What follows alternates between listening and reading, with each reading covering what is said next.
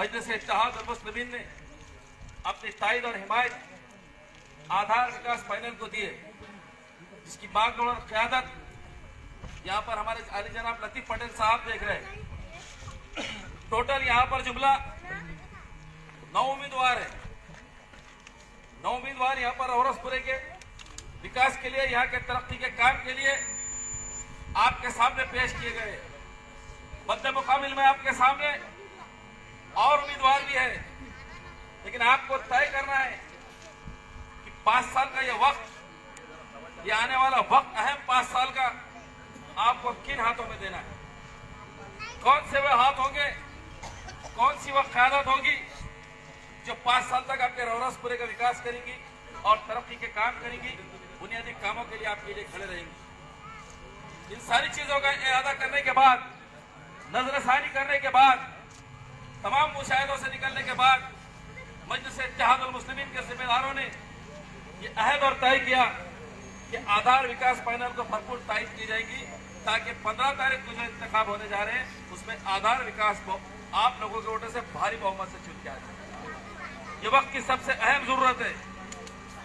ग्राम पंचायत का इलेक्शन जो होता है, सरसरी तौर पर अगर देखा जाए तो ये बहुत छोटा इलेक्शन होता है, लेकिन हकीकत अगर देखी जाए, सियासी बुनियाद पर अगर इसको पैमाने पर तोला जाए और इसको मापा जाए, तो सियासत का बेस और सबसे अहम इलेक्शन अगर कोई होता है तो ये इलेक्शन होता है ग्राम पंचायत का। जमीनी सतह के ऊपर कौन काम करता है, जमीनी सतह पर आपसे जुड़ा हुआ कौन होता है, ये सारी चीजें इसके अंदर छत के ऊपर के सामने आ जाती है।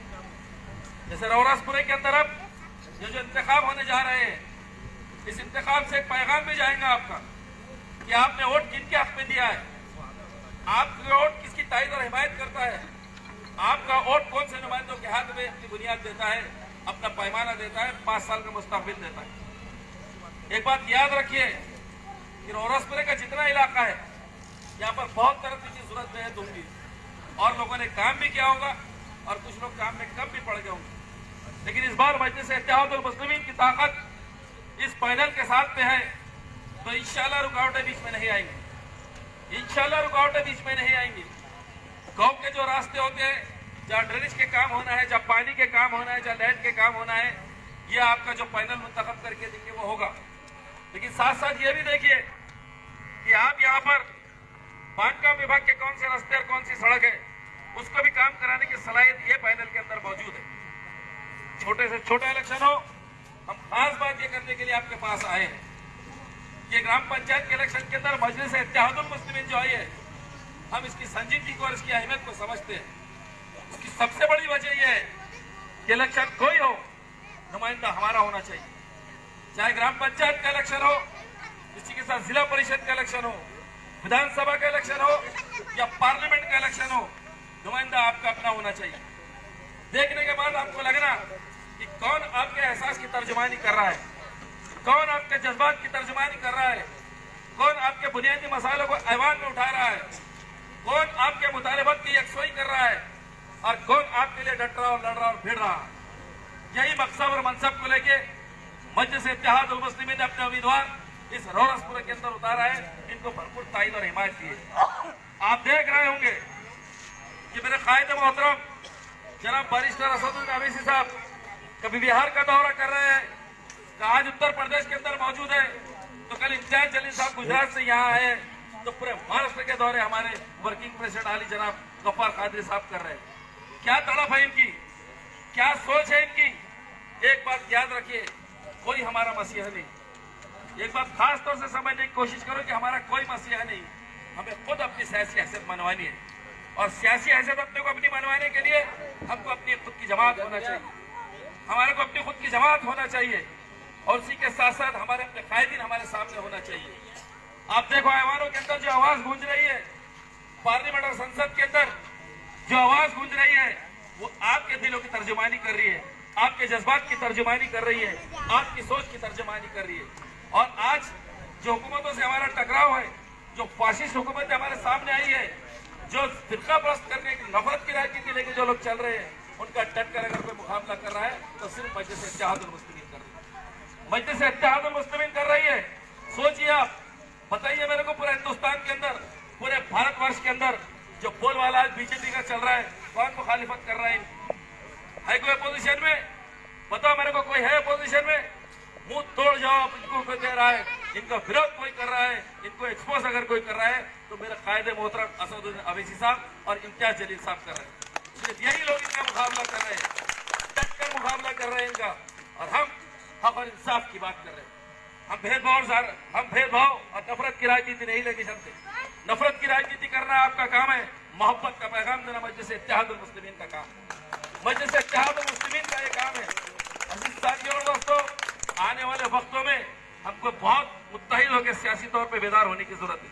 और एक बात मैं खुले तौर पर वाज़ेह कर देना चाहता हूँ, यहाँ पर गुमराह करने की कोशिश करेंगे, आपको बहकाने की कोशिश करेंगे। एक बात याद रखिए आप, भले नाम मजलिस इत्तेहादुल मुस्लिमीन हमारी तंजीम का, आपकी तंजीम का है, लेकिन मजलिस इत्तेहादुल मुस्लिम सिर्फ मुसलमानों की जमात नहीं है, तना मुसलमानों की जमात नहीं है।